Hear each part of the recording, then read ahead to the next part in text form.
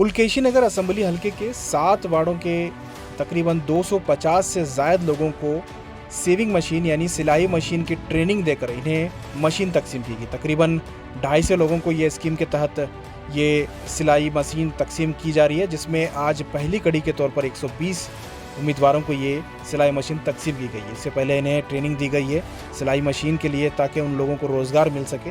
ऐसे मुस्तहक लोगों के लिए ये स्कीम चलाई जा रही है। आज अखंडा श्रीनिवास मूर्ति जो पुलकेशी नगर के एमएलए हैं, उन्होंने इस स्कीम का इफ्तिताह करते हुए उन लोगों को तकरीबन 120 लोगों को सिलाई मशीन तकसीम की।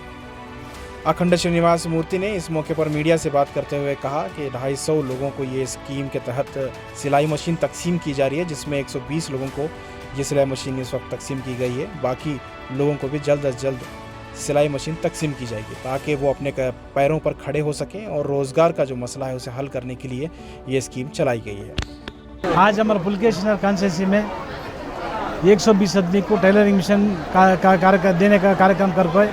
अभी 250 पर अभी पेंडिंग है, वो सभी नेक्स्ट वीक में करने को कोशिश करके बीबीएमपी से दिला तो रेडी कर रहा है।